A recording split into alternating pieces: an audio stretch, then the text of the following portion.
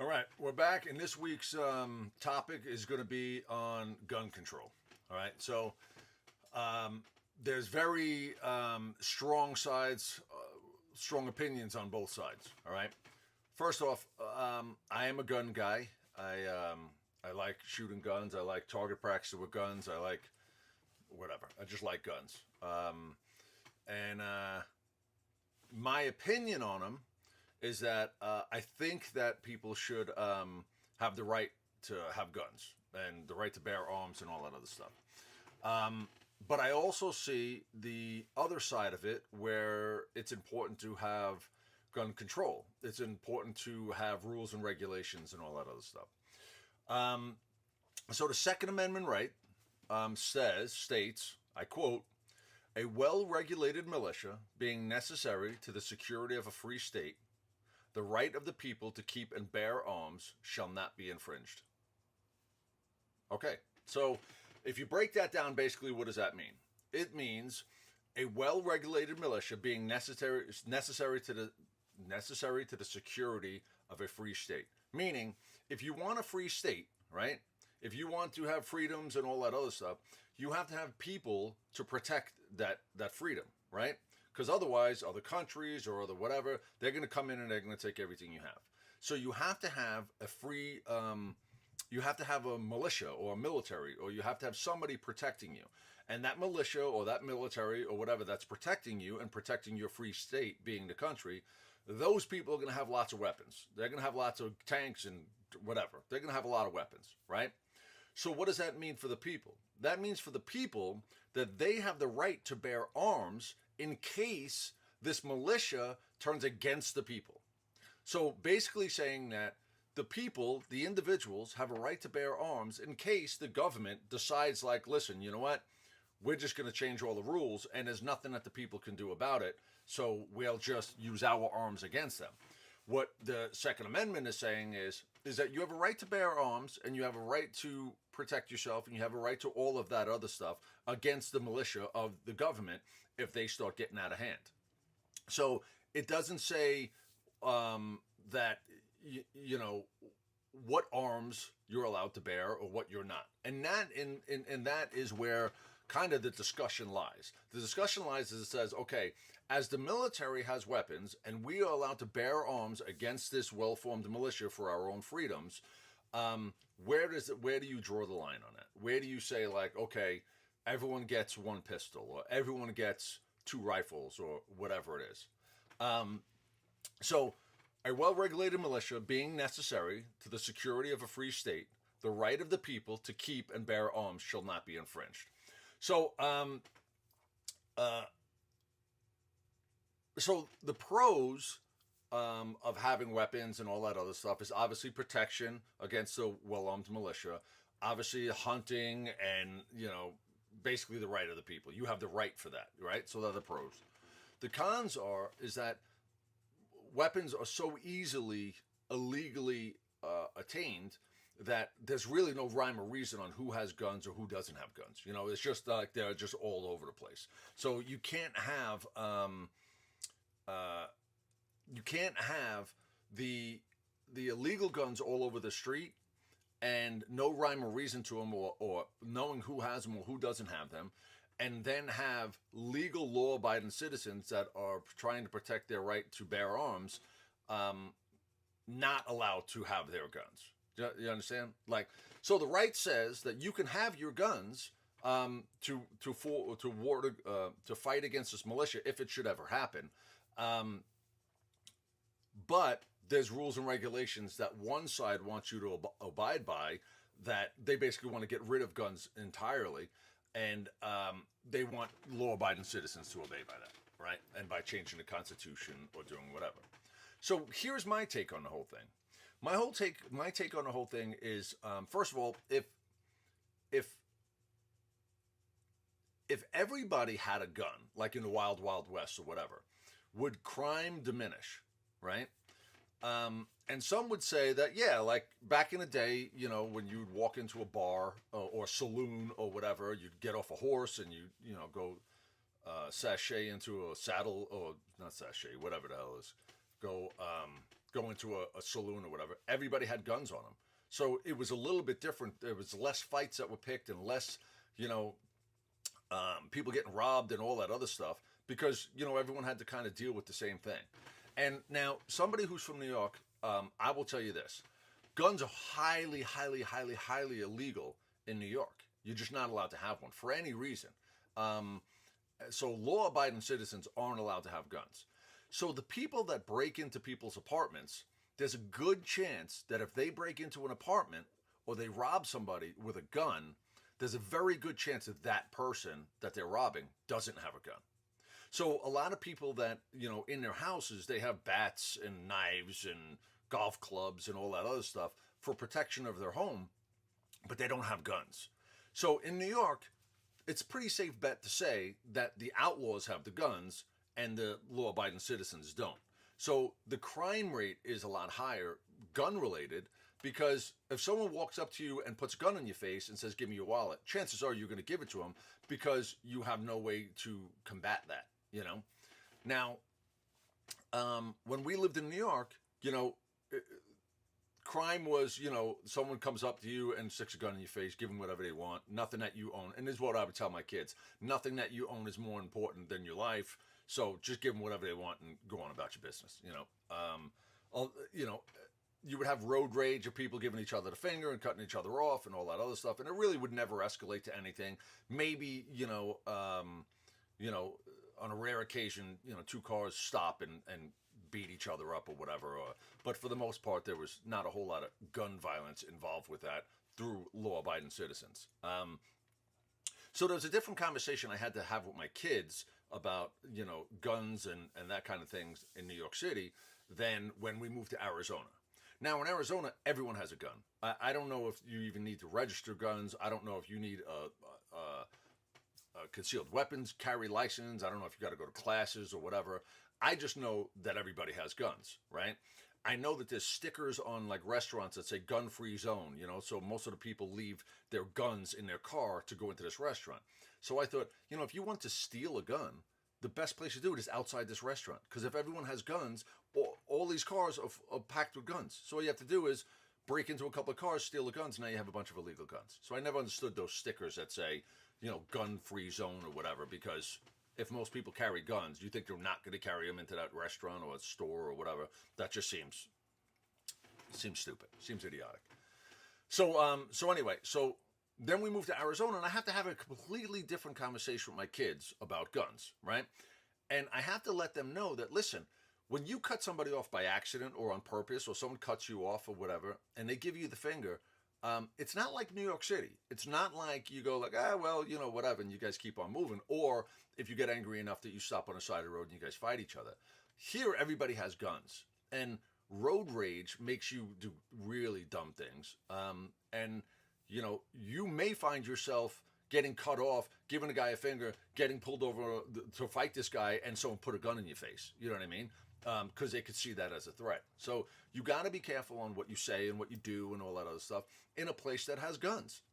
And I would imagine that people that are breaking the law have to say the same thing. Like, listen, if you break into a house in Arizona, know that that house has guns in it. So chances are you go climbing in a window and you have a gun, or you don't have a gun, you have a bat or something. Chances are the homeowner has a gun.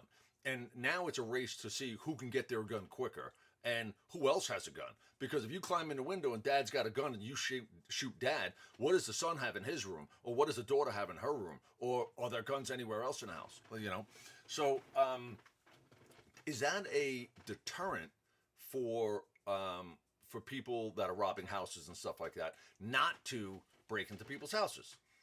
I would say that if I was going to do illegal stuff, knowing that someone does or does not have a gun would probably sway me one way or another on if I'm going to take the chance. You know what I mean? If I know that house A has no guns, no weapons, it's packed full of jewelry and gold and money, and there's a big safe in there, and there's a 90-year-old lady who's deaf, who's blind, and is bedridden, and she's the only one in the house, versus a gun-toting family of 10 that has this other house that has the same amount of, you know, valuables and all that other stuff that you just don't know what you're getting, but they got a ton of guns.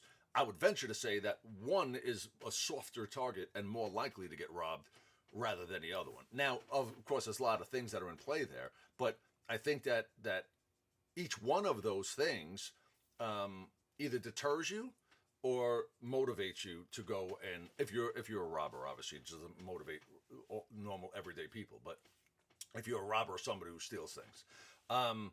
So now the argument is, okay, so where do you draw the line on these guns, right? So there's a big thing like assault rifles, like, oh my God, assault rifle. Now an AR-15 the people say, oh, it's an assault rifle because it looks like an assault rifle, but there's an automatic weapon and there's a semi-automatic weapon. So an automatic weapon means you pull the trigger, and for as long as you have that trigger down, rounds are going down range, right? All you just got to do is hold the trigger down and just boom, boom, boom, boom, boom, boom, boom, boom. That's an automatic weapon. Semi-automatic weapon is as quick as you can pull the trigger. That's how many rounds are going down range, right? So just like a pistol, you pull the trigger 10 times, 10 bullets come out of it. Same thing with an AR-15. Although it looks scary and all that other stuff, it's the same thing. You pull the trigger 15 times, 15 bullets come out of it. It doesn't have a setting where you just hold it down. That's like military grade things, and I don't even know if law enforcement has that, but I know it's military grade. So anyway, so the argument now is that you shouldn't have assault rifles. You shouldn't have large caliber weaponry. You shouldn't have magazines that have 30 rounds in them or more. You should only have magazines or clips or whatever you want to call them, the area that holds the bullets. You should only have ones that are 10 or less. Now, so that's the argument. But the other side of the argument goes back to the Second Amendment, saying we have the right to bear arms against a well-formed militia. So if we are allowed to bear arms against a well-formed militia, and this well-formed militia keeps getting more high-speed, better weaponry, and continues to upgrade their weaponry, well, shouldn't we? Like, it doesn't make sense to have a muzzle-loading one-shot rifle and say, well, that's as far as you can go. You can't go any further than that. When this militia is getting automatic, and they're driving tanks and all this other stuff. Now, so that's the argument. Now, you having, a semi-automatic, an automatic weapon, going out and buying a tank or buying a, F-14 Tomcat or any of those crazy weaponry, that's not realistic or whatever. But the point is that you have a better chance with a one-shot muzzle-loaded rifle, and you got to reload it with powder and all that stuff, a ball and all that, take 5 minutes per round, against a well-armed militia, or you have a better chance that if you had semi-automatic or automatic weapons, or maybe a couple of hand grenades, or maybe, and that's what the argument is. The argument is like, these people have tanks. These people have, AR-50, they have, aircraft, and they have all this other stuff. So we have to upgrade as they upgrade. And people say, well, you don't need an assault rifle to hunt. We're not using assault rifles to hunt.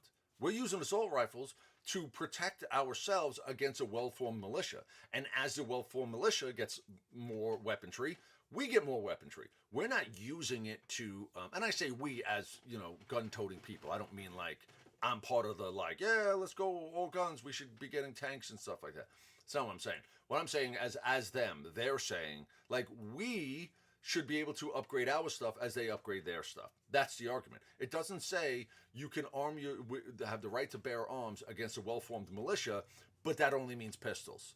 So as they get automatic, semi-automatic, automatic hand grenades, rocket-propelled grenades, and all those other things, that you can just stay with pistols.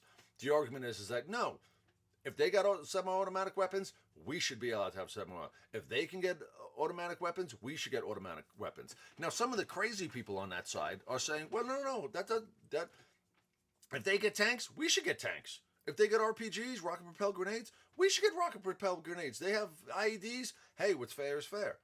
And that's like the far side of that argument. Now, the far side of the other argument is saying, well, no. When it says that you can bear arms against a well-formed militia, that doesn't mean anything more than like slingshots. Like that's a weapon. You can have slingshots. You can have knives. It doesn't say bear arms is specifically a rifle, semi-automatic, automatic. It doesn't say it's a pistol. It just says you can bear arms. And now bear arms could be anything. So you don't necessarily need guns. Nobody needs guns. Anybody, because we have a police force to protect us and we have a military to protect us. So if all the guns were eradicated from all cities and through the whole country, and the only people that had guns is the police and the military, then we'd be a safer organization, or we'd be a safer country. We'd have safer cities and safer towns, right? And that argument sounds good. But the only problem with that argument, as of right now in 2018, is that if guns are outlawed, then only outlaws are going to have the guns. Meaning, right now we say, hey, guns are outlawed. If you have a gun illegal guns are outlawed. So if you have a gun right now, hey, bring it on down to the police department, turn it in. If you have it illegally, just give it up. But nobody's doing that. Nobody's bringing the gang members and the drug cartels. They're not going like, oh, I have all these pistols and guns and stuff like that. I'm just going to turn them in. But if you said the same thing, like, listen, we need everybody, law-abiding citizens, everybody to turn in their guns. There's a lot of law-abiding citizens who will say, well, the law is the law, the rules are the rules. I'm going to go turn my guns in. And they'll go turn their guns in. And if the outlaws don't do that, then they'll have a better opportunity to know that they can bring their guns anywhere and nobody's going to be able to fend against them because they have the upper hand.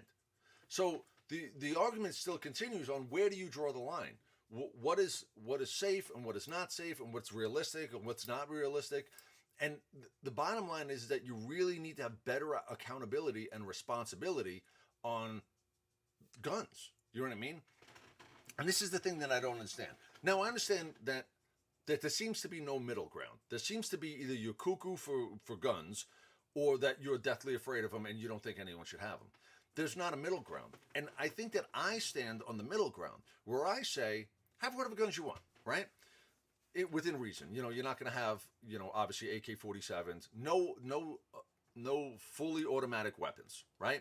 You're going to have semi-automatic weapons. You're going to have pistols. You can have those kind of things, but nothing like too crazy, right? So now, what does that mean? How does that stop? How does that solve anything? How does that stop all the killings that are going on, all the illegal shootings? How does it stop any of that from happening, right? And my suggestion is to treat it just like you would treat registering a car, right? So if you own a car, first of all, before you can own a car, you have to prove that you have the ability to drive a car, right? So first you have to take a driver's permit, and then you have to have that for 6 months. And then if you don't kill anybody with that, then you could go and you could take a driver's test. And if you don't kill anybody during that time, then you get a driver's license, right? Once you get a driver's license and prove that you can have it, you don't have to go out and buy a car. You could just sit at home, you know what I mean? And take the bus or do whatever. But if you are now able and registered and proven that you have the ability to operate a car if you want to, right? So now, if you want to go out and buy a car, you go out and buy a car, right? But you buy the car, you pay your hard-earned money for it, and now you have to take the car and get it registered. You have to get it registered, you have to get it insured, you have to do that whole thing. So every year, you take your car in, and you either, get an emissions test on it or whatever, and then you take the paperwork and you bring it to the registration, and they say, all right, it's $50 to register this car. They register it in your name. They make sure your address is right. They make sure nothing has changed from last year, so on and so forth. And then there you go. Your car is now registered. And you get a title that it's in your name or the lease company or whatever that you got the car from. And now you are tied to that vehicle, right? So once you're tied to that vehicle, every year you are coming back in, you get an emissions test, you're telling them if it needs to be if your address change or anything's different than it was before, and then off you go, you pay a couple of dollars, and off you go for another year. So now if you sell that car, that title and that information goes to the next owner, and then the next owner does the same thing. They register the car, they get the insurance on the car, they do the whole kit and caboodle. They knock the whole thing out, right? So once that's all done, now they're the owner of the car. And let's say 20 years go by, right? And 10 different owners own that car. You can trace back from title to title, sales receipt, registration, all that other stuff for 20 years who owned that car, right? Now I'm going to tell you a personal experience that happened to me was I had a truck. It was a Ford Expedition, and I sold it. And the guy that got it after I had it didn't automatically register it. He kept it on like the registration that I had, even though that I did all the paperwork I was supposed to do, or whatever. So I don't know, 6 months later, 8 months later, something like that, I get these parking tickets in the mail, and they're like, "Yo, my man, yo, you didn't pay these parking tickets, now for months. So you owe us like $200 a parking ticket, and we're gonna have a warrant out for your arrest." Like, it was like that. It was crazy, like a warrant out for my arrest kind of thing. So I'm like, "What? Over parking tickets?" So I'm just figuring I'll give them a call, let them know I sold it, all is good. So I call them up, and they say, "Yeah, we need to see the bill of sale that says that this guy bought it from you and all that other stuff." So I said, "Sure, no problem." I happen to do a bill of sale, so I send it to them, and they say, "Oh, well, that what did they say? Something about the date of it, so something about whatever. Something wasn't accurate." So they're like, "That's not going to work. So we need something else." So I was like, "Okay, well, first of all, the guy that I sold it, I'm not in contact really with. So how do I go about doing that?" And they're like, "Well, you can write a letter to the judge, or you could show up in court, or like all of these things." I said, "Okay, what if that doesn't work?" They said, "Well, then these are your tickets. You have to pay them, and you have to do whatever. And if you don't, you can get a warrant." And I was like, "What? That doesn't even make sense." So anyway, so I went through the whole rigmarole. I got everything I needed to get. I sent it to the judge. I pleaded my case. I did everything, and he let me go. He just said, "Okay, well, obviously the vehicle was sold. You have all the stuff that you need, blah blah blah, and you don't have to worry about that." Well, I feel the same could be done with guns. You could have a gun. You go to the gun store. You buy a gun. You show that. Well, first of all, you get a pistol license or a rifle license or different grades. It's the same thing with the DMV or Department of Motor Vehicles or whatever. If you want a regular car, you get this license. You want a motorcycle, you get a motorcycle license. You want an 18-wheeler, you get a commercial license, or whatever it is. You get different levels of licenses. So you want a pistol, you go get a pistol license, right? They take you to the range, you pay a couple of dollars, you shoot a couple of things, they go off of safety stuff and that whole thing. You get that for 6 months, right? Then after your 6 months, you go back to a range or whatever, and you take a test. You take a safety test. You take a weapons handling test. You take a scenarios test, or like a in this state test. So if you're in Arizona, what do you do in these scenarios? If you're in wherever, what do you do in these scenarios? And you show them that you can handle the weapon. Then they give you a license. Now you're a card carrying weapons license holder. So once you have that, now you can go out and buy a gun. So you go to a gun store and you say, "Hey, I have a pistol license. I would like to buy a pistol." And the guy says, "Yeah, sure, no problem. Here's the gun. Let me go over it. I'll show you everything. Blah blah blah." He does all the paperwork, and he says, "Okay, now we're going to register the gun. Where would you want to register it? What's your address?" Once a year, you have to bring it in, and one of our gunsmiths, sort of like an emissions test, one of our gunsmiths will make sure the barrel's straight. We'll make sure that it's well oiled and whatever the hell it is, and blah blah blah. We'll do whatever we need to do to ensure that this is a well, safe, working weapon, and then we'll re-register it. We'll say that this has anything, your address changed, has anything done, or any other stuff. Here's your title for it. Congratulations, you're the new owner of a brand new pistol. And then off you go. You go target shooting. You go do whatever you want to do. You want to use it just because you want to bear arms or whatever it is. You want to get a shotgun license? Well, then you get a mark on your pistol license that says, "Oh, also shotgun qualified. Oh, also semi-automatic rifle qualified. Oh, also, whatever." And then you have the license that has all those things. And you take your weapons and you have them, every year that they're made sure that they could work right and all that, and you get a registration. So now you have those guns registered to you. So that's great. So let's say you want to sell one of your guns, no problem. You get the next guy who has pistol license or a rifle license or whatever license, and you can sell it to him. Just like you would a car. You fill out the bill of sale, you do the whole thing, you sign over the title to him, and he takes it to his gun guy, and his gun guy makes sure that the gun works and all that other stuff, and now the registration changes to him. right? And just like the scenario with me, where I sold it to some guy and he didn't do what he was supposed to do, um, I guess I could kind of be blamed for that because I must have missed something somewhere along the line because I maybe should have went to DMV or said like, hey, I just want to make sure that this isn't registered in my name anymore because, this guy has it now.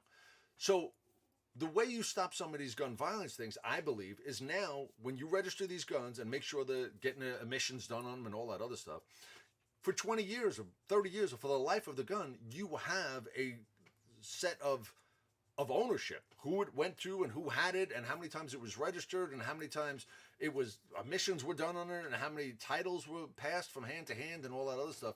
You have a good understanding on where that gun was.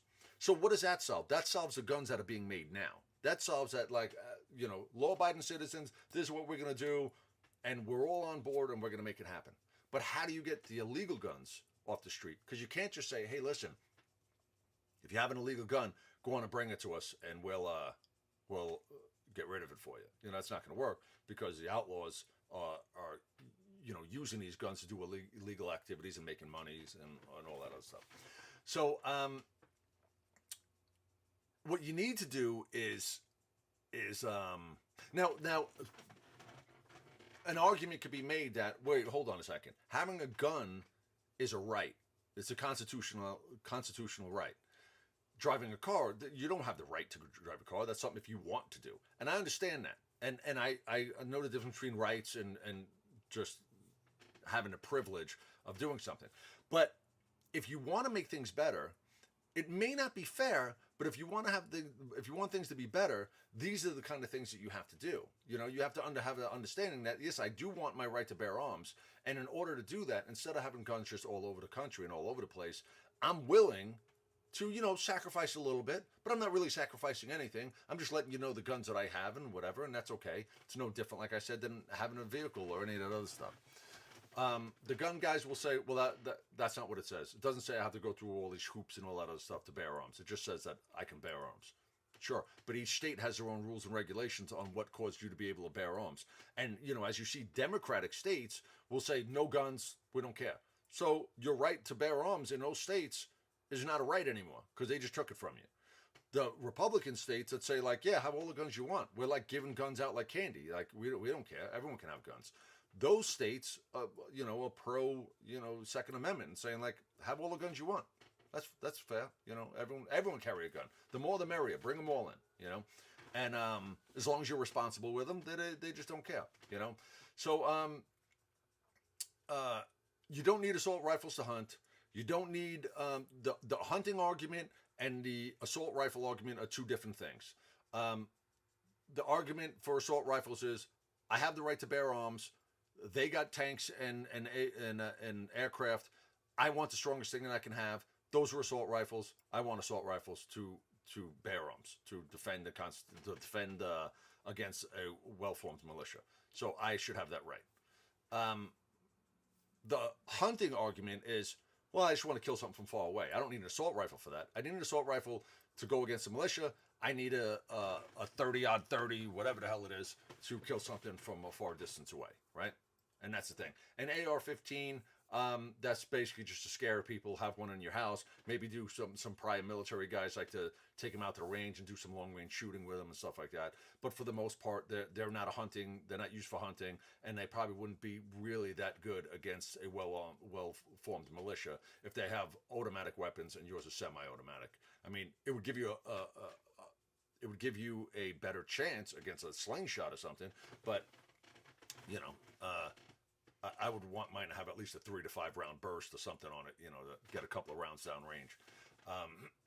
So now, stopping illegal guns, all right? This is what I would say.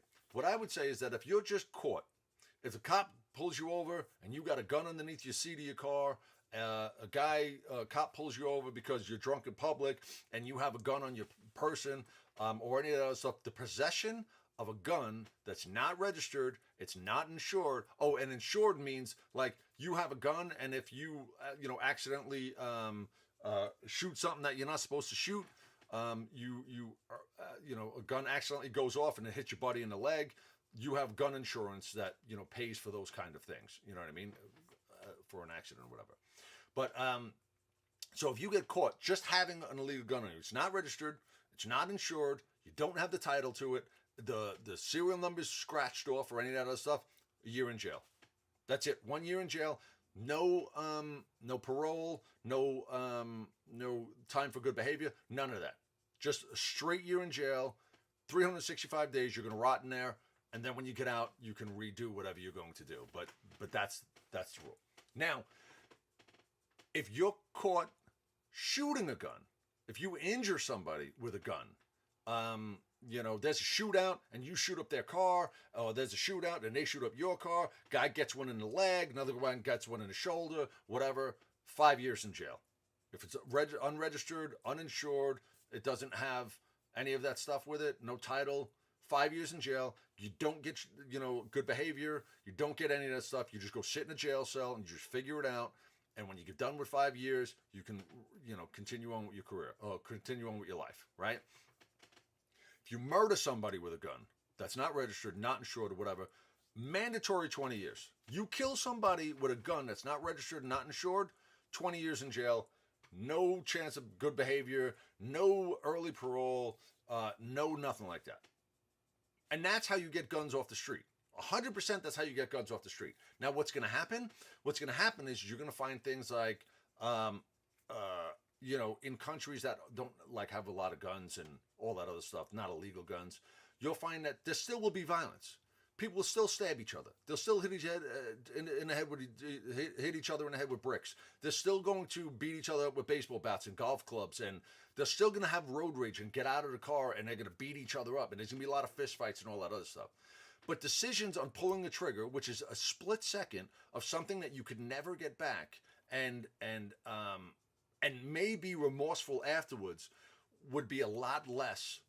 Would be happening a lot less. You know what I mean? You would have to be more in the moment, where you would have to have your road rage, and you would have to step up to the plate a little bit more and be physical, and fight physically and beat somebody up or get beat up or whatever, but live to tell the tale or live to fight on another day, right?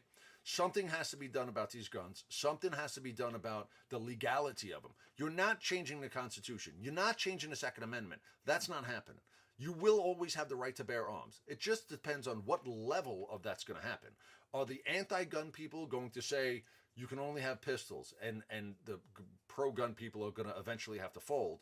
Or are the pro-gun people say the right to bear arms against a militia? The more guns a militia has, the more guns I'm going to have. Point blank, period. I don't care what you say.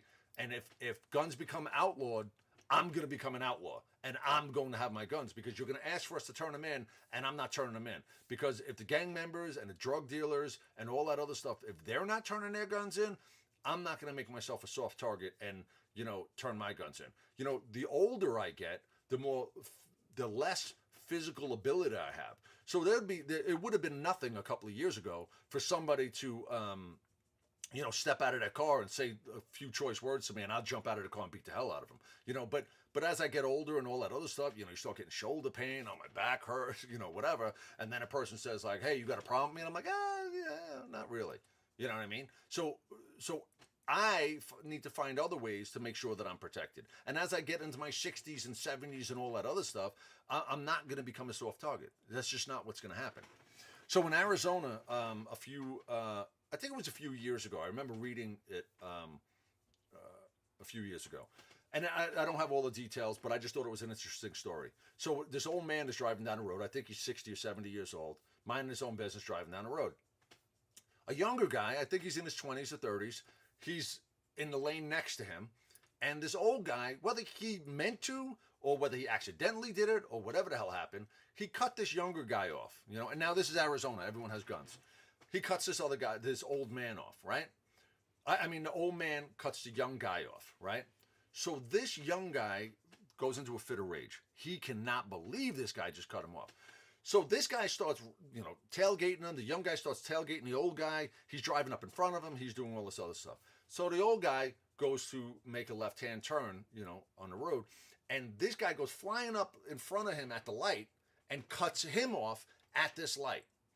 So the young guy gets out of his car that's in front of the old guy, and he gets out and he's yelling, he's screaming, he's being all sorts of animated, and he gets to the front of the guy's car, and he starts punching the hood of the guy's car, the old man's car, and he's cursing, he's yelling, he kicks the fender, he comes over, he kicks the door, and the old man shoots the guy through his driver's door. I don't know, he shot him 2 or 3 times or 4 times or whatever it was, but the guy that he shot winds up dying, right? So there's a cry throughout the land, oh my goodness, what the heck happened, blah, blah, blah, this, that, and the other thing. So it goes to court, and it turns out that the old man was right. Once the guy got out of his car, he showed that he showed that he was the aggressor in the argument. He could have just stayed in his car and punched the steering wheel or did whatever, just drove home and told the story to his family like, oh, this old guy, God, I hate snowbirds here in Arizona. They drive me nuts. But he didn't. So as soon as he got out of his car, he became the aggressor, right? Doesn't mean he can get shot, just means that he's going to come out and yell and scream at this old man, and he's going to be the aggressor. Well, once he gets to the car and he starts punching on the hood and starts kicking the fender, now he's showing the intent of assault. He's showing that he's plans or that he has the potential to do physical harm to this guy. Once he gets to the door and starts kicking the door and saying open the door and all that other stuff, this old man can rightfully say, I felt threatened for my life, I felt he was going to do bodily harm, which he probably would have, who knows. So the guy, old man, pulls out his gun and he shoots him through the door. So what happened was nothing. Guy's found not guilty. See ya, have a nice day, go home. Old man goes home, still has his gun, still has everything, and the other guy, obviously doesn't go home because he was killed. But that's the society that we're living in now. There has to be one group of people that want to protect themselves and have an understanding against people that are more aggressive than they are, or maybe living in the wrong moment, or out of control, or doing whatever. So we have to have gun rights, but we also have to have common sense. We have to have a good understanding on where we draw the line on Second Amendment rights, as well as ensuring that the right people have guns for the right purposes, the right causes, legally, and have the right legality on how they're going to handle those guns. And I believe, like I said, is to have them registered, have them insured, have them the whole thing, almost exactly the same exact way that you would do with a car, that you would do with a gun. And I think that within time will slowly start to get illegal guns off the streets, because people won't buy guns and sell them haphazardly anymore, because if they do, the last known person to have that gun registered, it's going to come back on them. The last person who, if you don't report that gun, that it was either stolen, that it was lost, or that it was sold, well, then it's going to come back on you. But if you're a law-abiding citizen and you have a gun and you sell it, report that it was sold. If you lose it, then report that you lost it. I was hiking through the woods. It was on my hip. I hiked 25 miles. I look on my hip. The gun's gone. I went back through the woods. I couldn't find it. It's just gone. Or, the gun was stolen. I woke up in the morning, my safe was open, and the gun's gone. And I believe that would help with the gun possessions and all that other stuff. So now people that are on the street and they're having illegal guns, they'll either be able to be traced back, or they'll be held accountable for having illegal guns. So in closing, the bottom line, in my opinion, and this is all opinionated stuff, none of this is based on any kind of fact. It's just me, talking. If guns are outlawed, only outlaws are going to have guns, right? So if you really kind of break that down a little bit, that it truly means that in the states where they don't allow guns, there's still gun violence. But the people that are in those states that have guns are people that are illegal, have guns illegally. They're still doing crime. The crime isn't changing. It's not going away. They're doing it. They're just doing it knowing that they're the only ones with guns. And as long as the police don't show up, they can do whatever they want with these guns, because the citizens do not have guns. They don't have an ability to protect themselves against somebody that does have a gun. And in the states that do have guns, it's the wild, wild west. You got a gun, you coming in here, guess what? I got a gun too. So we can just have at it and see what happens. Which one's the better route? I don't know. That's for you guys to decide. You have your own, opinions on things. But I just wanted to make a quick video about where the two sides are. because there's crazy people on one side and crazy people on the other side. That's not going to change. What should change is that you have a good understanding on legal gun ownership, illegal gun ownership, how we can possibly solve the problem, and getting involved with having a good, good education on guns. Why some people are so adamant about having guns, why people are so adamant about not having guns, and where we can all kind of meet somewhere in the middle. Appreciate you watching the video. Thank you very much.